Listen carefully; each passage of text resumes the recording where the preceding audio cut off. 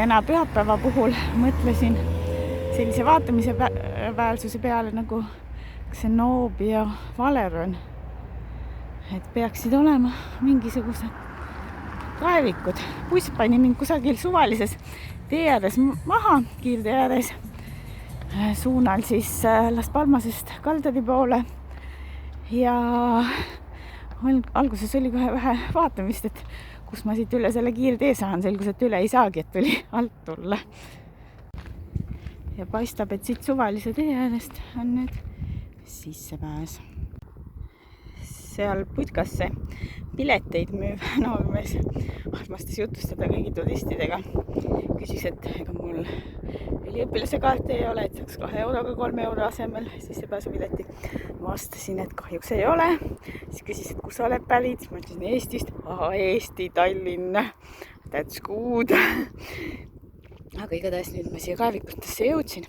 Teespool oli mingi infotahvel looduse kohta. Sealt ma sain teada, et Gran Canaria on liikide mitmekesisuse suhtes üks maailma rikkamaid mingil ühel siis pindala ühikul. Ja et need suured gekod või sisaliku moodi elukad, et need ongi Kanaari sisalikud. Aga nüüd siis nende koobaste juurde.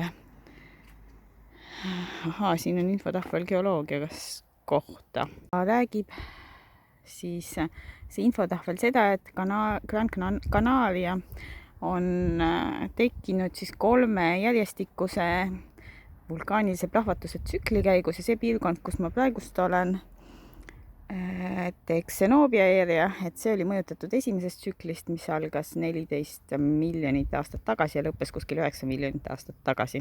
Teine tsükkel oli 5,5 kuni 3,5 miljonit aastat tagasi ja kolmas tsükkel algas 2,8 miljonit aastat tagasi ja lõppes alles hiljuti, ehk siis umbes paar tuhat aastat tagasi. Aga siit, mis meil siis siit ülevalt on, et mingi trepp läheb sinna. Et need on siis Kanaari põlisrahvaste kaevikud mõned 100 või isegi 800 aastat tagasi. Ja siin on ühe kaeviku näidis. No muidugi need kivid ja asjad, et need on siin taas ehitatud, et need küll nii vanad ei ole. Mis osa see siis on? Aga see arheoloogiline koht siin nende kaevikutega, et esimesed viited selle leidmisele on 18. sajandist. Et alguses arvati, et tegemist on kloostriga. Jah, kloostrid 20. sajandil kummutati ja selle asemel arvati, et hoopis teravilja hoidla põlisrahvastel. Seal on siis need augud kaljuseina sees, ilmselt siis teraviljade hoidmiseks, nagu tänasel päeval arvatakse. Et sarnaseid hoidikuid on leitud mitmes kohas Gran Canarial ja ka muudes riikides, Põhja-Ameerikas ja Aafrikas, Põhja-Aafrikas. Need puud siin on draakoni puud ja võivad kasvada väga vanaks, 500 aastat. Aga see kaevik või nende koobaste teraviljahoidlate kaevik, see on 30 meetrit lai ja 25 meetrit kõrge ja sinna ülemiste nende hoidlateni pääses siis kiviseina sisse raiutud astmete kaudu. Ja siin on mingisugused augud, mis on mingil muul eesmärgil, mitte teravilja hoidmiseks. Sinna saab praegu üles ka vaatama minna. Siuke koobas siin all taga. Mis siis infotahvel selle kohta ütleb? Et on püütud taas luua pilti, nii nagu see põlisrahvastel oli. Ja et siin see oli üks neist koobaste gruppidest, kus ka inimesed elasid, ehk need inimesed, kes siis tegelesid selle teravilja ladustamisega. Ilmselt see on siis see elamise nurk.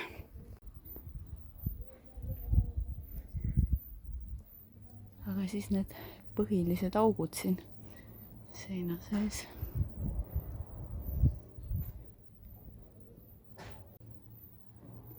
Siin infotahvlid pildis siis räägivad arheoloogilistest väljakaevamistest ja taastamistest. Siin on isegi mingisuguseid kujusid leitud.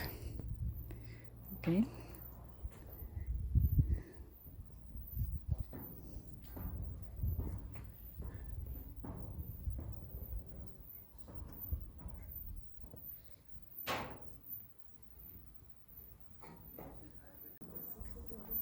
Aga et kuidas täpselt see teravili siin hoiti või oli hoitud, seda ei osata öelda.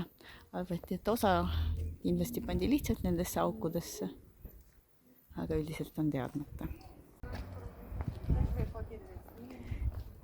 Aga siin üks koobas, mida saab päris lähedalt vaadata, et inimesed armastavad siin istuda kivi peal ja pilte teha endast, et siia need teravilid siis pandi. Aga põhimõtteliselt nii suur või väikene see kaevikute koht siis oligi ja siit natukene vaateid ümblusele alla. Ja eks ma hakka vaikselt siis tagasi astuma. No siit tee pealt üle oru paistab see koobas oma aukudega ka täiesti hästi ära. Ma ei tea, kas ma sain õigesti aru või kuidas see võis olla, et kunagi mõeldi, et see oli klooster, et kus need siis elanikud pidid elama nendes väikestes aukudes või et jah, sinna inimene ühte auku küll magama ei mahtunud, heal juhul istuma ja mediteerima. Okei, see selleks. Ja muide need augud, et no igasuguseid spekulatsioone on seal tehtud, et arvati, et mingisugune äkki oli süsteem, kümnise tüüpi süsteem, et iga perekond pidi sinna tooma mingisuguse poltsu oma üle jäänud teraviljast, aga no ega see kindel ei ole. Aga see teravili jah, et siin see piirkond, see Kaldaari kant olevat too aeg, kui need põlisrahvad siin elasid olnud viljakas kanti, siis neil tekkis vilja ülejääk, et sellepärast nad siis panid nüüd sinna. Ja siis oli veel seal siukene lugu, et kui oli näiteks põuaperioodid ja näljaperioodid, et siis sealt ma ei tea, mingid usuvennad või kirikud, noh jah, kirik, kas põlisrahvast seal oli kirik, ühesõnaga, et need siis jagasid inimestele. Et noh, jah, ei tea, spekulatsioonid, aga igatahes oli huvitav vaadata. Ja nüüd ma siit teed mööda malsin tagasi, et ei lähe sinna väga ilusat jalakäijate teed, et bussilt tuled maha, siis on 2,5 kilomeetrit astumist siin samale bussipeatuselt tagasi. Ei saa hästi minna vist, et sealt vist ei lähe bussi Las Palmasesse tagasi, tuleb minna teise bussipeatusse.